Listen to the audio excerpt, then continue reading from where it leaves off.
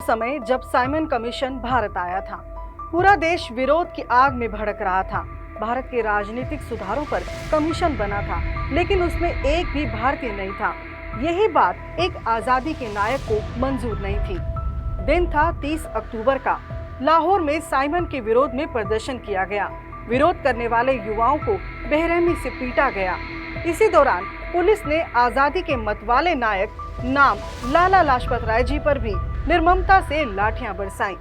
लाला जी बुरी तरह घायल हो गए।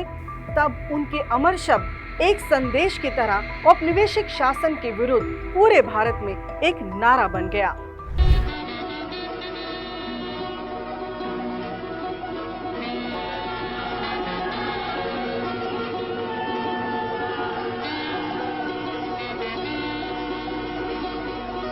नमस्ते जी, मैं हरप्रीत कौर आपका स्वागत करती हूँ।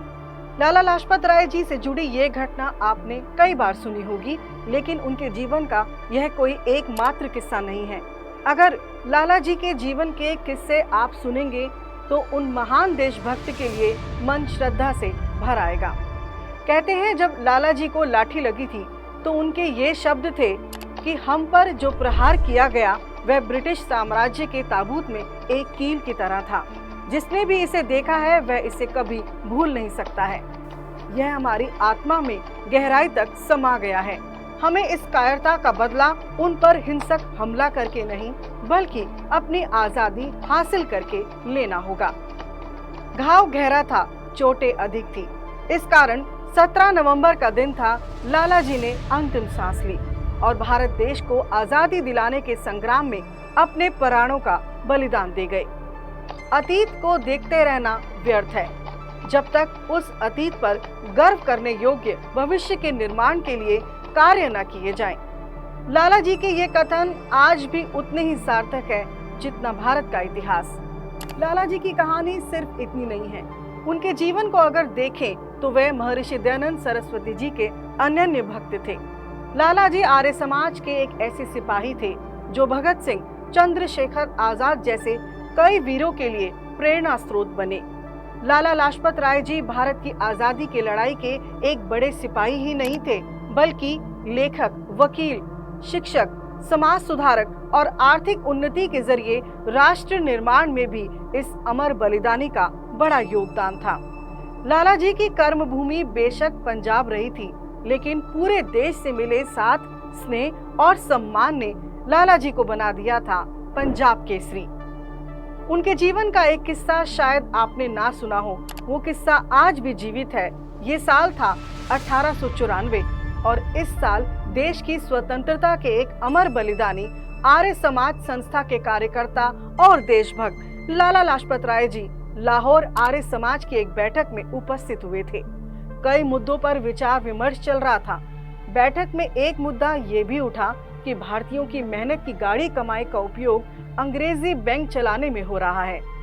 उन्हें थोड़े ब्याज से ही संतुष्ट होना पड़ रहा है। लाला जी ने बड़ी गंभीरता पूर्वक बातों को सुना और अंत में घोषणा कर दी कि भारतीयों का अपना राष्ट्र बैंक होना चाहिए, जिस पूर्ण स्वराज्य स्वदेशी का सपना। क्या आप वीडियो एडिटिंग सीख के इस तरह की डॉक्यूमेंट्रीज बनाना चाहते हो? और क्या आप न्यू एज एआई और साइकोलॉजी की मदद से ऐसी एंगेजिंग वीडियोस बनाना चाहते हो जिसकी मदद से आप हमारी तरह मिलियंस ऑफ व्यूज जनरेट कर पाओ?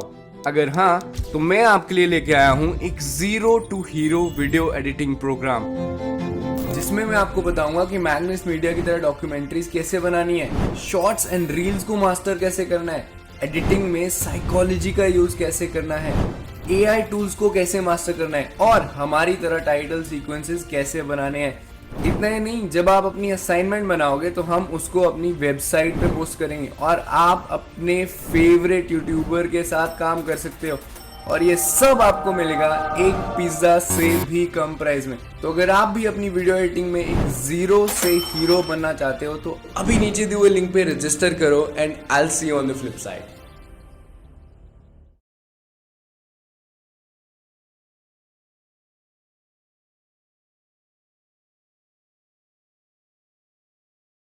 आर्य समाज से जुड़े लोग दिन रात देखते थे इसी में एक सपना था भारतीयों का अपना बैंक, स्वदेशी बैंक, ताकि देश का पैसा देश में रह सके। तो घोषणा हो चुकी थी, लेकिन बैंक की शुरुआत कैसे हो, इसका निदान निकालने के लिए भारत भर में चुनिंदा लोगों को एक पत्र लिखा गया कि आर्य समाज के सहयोग से एक स्वदेशी बैंक के निर्माण की बात सोची गई है। आप सभी महानुभावों से अनुरोध है कि कृपया इस पुनीत कार्य में सम्मिलित होकर सहयोग प्रदान करें।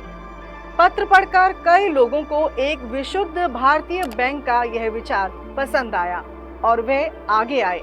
जो लोग सामने आए, उन्हीं में से बैंक के संस्थापक सदस्यों को लिया गया। इसमें पहले निदेशक मंडल में दैनिक ट्रिब्यून के संस्थापक दयाल सिंह मजीठिया, लाला हरकिशन लाल, वकील काली प्रसन्न रॉय, लाला लालचंद, एक पारसी व्यापारी थे ईसी जेसेवाला। इनके अलावा प्रभुदयाल, जय श्री राम बख्शी, लाला डोलन दास थे। ये सभी वो लोग थे जो स्वदेशी अभियान से जुड़े हुए थे। खैर, बैंक के लिए कागजी कार्रवाई शुरू की गई, लेकिन अब दिक्कत थी स्थान की कि आखिर इसकी स्थापना और इसका आरंभ कहां से किया जाए। पहली शाखा कहो या हेड ऑफिस कहां बनाया जाए। तो उन दिनों लाहौर के अनारकली बाजार में लाहौर डाकखाना बहुत ही प्रसिद्ध था। ठीक उसके सामने एक किराए के मकान को पंजाब नेशनल बैंक के कार्यालय के लिए चुन लिया गया और कागजों में इसे ही मुख्य कार्यालय के तौर पर दिखाया गया। तो इस तरह कागजी कार्रवाई पूरी हुई और अंततः 19 मई 1894 को बैंक की नींव रख दी गई। इसके 4 दिन बाद अर्थात 23 मई 1894 को दयाल सिंह मजीठिया के लाहौर वाले घर में बैंक की पहली बोर्ड मीटिंग हुई। इसमें तय किया गया कि बैंक का हेडक्वार्टर लाहौर में बनाया जाए और एक महत्वपूर्ण फैसला ये भी लिया गया कि बैंक के 34 शुरुआती शेयर होल्डर और 7 डायरेक्टर बैंक के ज्यादा शेयर नहीं खरीदेंगे। शेयर्स की बड़ी संख्या आम लोगों के पास रहेगी और उन्हीं का बैंक पर असल नियंत्रण रहेगा। यानी सभी को अपने फायदे के बजाय आम गरीब लोगों के फायदे की चिंता थी। दूसरा, इस बैंक को खोलने का सबसे बड़ा उद्देश्य ये भी था कि आजादी की गतिविधियों में पैसे का लेन देन भी गुप्त रहेगा।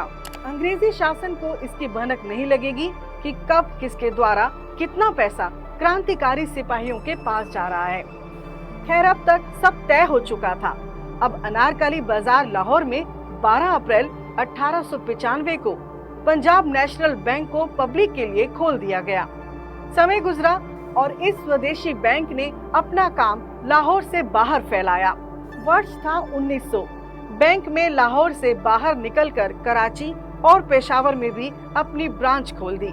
क्रांतिकारियों की मदद और देश का पैसा देश में रखने की साधना के बीच बैंक बढ़ता चला गया और अब वो सपना भी निकट आ गया जिसके लिए आर्य समाज से जुड़े लोग और क्रांतिकारी दिन रात मेहनत कर रहे थे, अर्थात देश की आजादी और देश विभाजन का समय आ गया।